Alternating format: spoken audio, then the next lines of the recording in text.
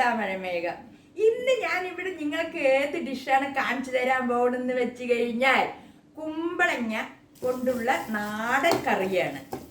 അത് നമുക്ക് പെട്ടെന്ന് തയ്യാറാക്കാനും പറ്റും. 10 മിനിറ്റ് കൊണ്ട് നമ്മുടെ കറി റെഡിയാവും. അപ്പൊ അതിന് എന്തൊക്കെയാ വേണ്ടതെന്ന് നോക്കാം. അപ്പൊ നമ്മൾക്ക് കുമ്പളങ്ങ നാടൻ കറിക്ക് എന്തൊക്കെയാ ആവശ്യമുള്ളതെന്ന് ഇവിടെ കണ്ടില്ലേ. കുമ്പളങ്ങ വൃത്തിയായി കഴുകി മുറിച്ച് വെച്ചിട്ടുണ്ട്. പിന്നെ ഞാൻ കുറച്ച് കൂടുതൽ തക്കാളി എടുത്തിട്ടുണ്ട്.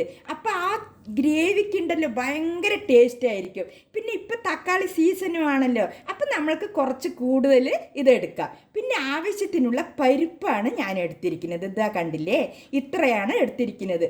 പിന്നെ ഞാൻ ഈ പരിപ്പിന് എന്ത് ചെയ്തിട്ടുണ്ടെന്ന് വെച്ച് കഴിഞ്ഞാൽ വേഗം നമ്മുടെ കറി റെഡിയാവാനായിട്ട് പരിപ്പ് വേവിച്ച് വെച്ചിട്ടുണ്ട്.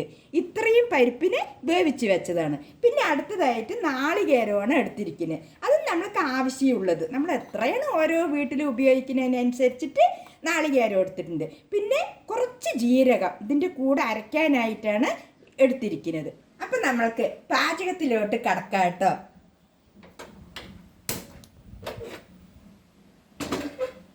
നമ്മൾക്ക് ആദ്യം തന്നെ കുമ്പളങ്ങ ഇട്ട് കൊടുക്കാം. പിന്നെ അടുത്തതായിട്ട് നമ്മുടെ തക്കാളി ഇട്ട് കൊടുക്കാം. പിന്നെ നമ്മൾക്ക് അതിലേക്ക് മുളക് പൊടി, ആവശ്യത്തിനുള്ള മുളക് പൊടി, മല്ലിപ്പൊടി, മഞ്ഞൾപ്പൊടി, പിന്നെ നമ്മൾ വേവിച്ച് വെച്ചിട്ടുണ്ടല്ലോ ആ പരിപ്പ് കൂടെ ഇതിലേക്ക് ഒഴിച്ചു കൊടുക്കാം. ഇനി നമ്മൾക്ക് ഈ കുമ്പളങ്ങ വേകാനായിട്ടുള്ള വെള്ളം കൂടി ഒഴിച്ചു കൊടുക്കാം. ഇത്രയും മതി. ഇനി നമ്മൾക്ക് ആവശ്യത്തിനുള്ള ഉപ്പ് കൂടി ഇട്ട് കൊടുക്കാം. അപ്പം നമ്മൾക്ക് ഇത് നന്നായിട്ടൊന്ന് ഇളക്കി കൊടുക്കാം. അപ്പം നമ്മൾക്കിതൊന്ന് അടച്ചു വെക്കാം, നന്നായിട്ട് വെന്തോട്ടെ.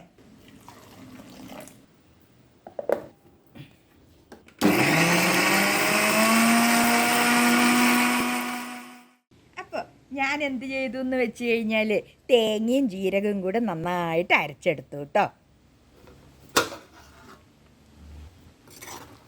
അപ്പം നമ്മുടെ കുമ്പളങ്ങയൊക്കെ പാകത്തിന് വെന്തിട്ടുണ്ട്. ഒരുപാട് കുഴഞ്ഞു പോകാൻ പാടില്ല, ഈ കുമ്പളങ്ങൻ്റെ ടേസ്റ്റൊക്കെ മാറിപ്പോവും. അതുകൊണ്ട് ഇങ്ങനെ ഒരു വെള്ള കളർ ഉണ്ടെങ്കിൽ അത്രയും മതി. ഒരു 5 മിനിറ്റ് തിളച്ച ഈ മുളകിൻ്റെ മണം ഒന്ന് പോയാൽ അത്രയും തിളച്ചാൽ മതി. അപ്പം നമ്മുടെ കുമ്പളങ്ങയൊക്കെ പാകത്തിന് വെന്ത് കഴിഞ്ഞു. ഇതിലേക്ക് നമ്മൾക്ക് നാളികേരവും ജീരകവും അരച്ചത് ഒഴിച്ചു കൊടുക്കാം. നമ്മൾക്കിനി അടുത്തതായിട്ട് പുളി ഒഴിച്ചു കൊടുക്കാം. നമ്മൾക്കിത് നന്നായിട്ടൊന്ന് ഇളക്കി കൊടുക്കാം.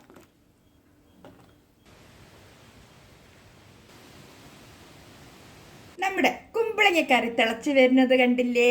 ഇനി നമ്മൾക്ക് ഇതിലേക്ക് കടുക്, ചെറിയ ഉള്ളി, വെന്തയം, 2 തുണ്ട് മുളക്, നമുക്കിതൊന്നെ ഒന്ന് താളിച്ച് കൊട്ടാം.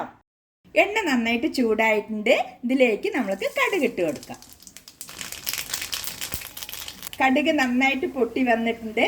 ഇതിലേക്ക് വെന്തയവും 2 മുളകും കൂടെ ഇട്ട് കൊടുക്കാം. അതിനുശേഷം ചെറിയ ഉള്ളി ഇട്ട് കൊടുക്കാം. നന്നായിട്ടൊന്ന് മുരിഞ്ഞു വരട്ടെ. നമ്മൾക്ക് 2 തണ്ട് കറിവേപ്പില കൂടെ ഇട്ട് കൊടുക്കാം.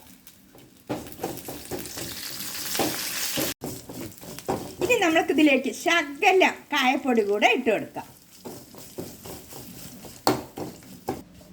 അപ്പം നമ്മൾക്ക് ഈ താളിച്ച കൂട്ടുകളൊക്കെ ഉണ്ടല്ലോ, ഇത് നമ്മൾക്ക് കറിയിലോട്ട് ഇട്ട് കൊടുക്കാം. കണ്ടില്ലേ എത്ര പെട്ടെന്നാണ് നമ്മുടെ കുമ്പളങ്ങ കറി റെഡിയായത്.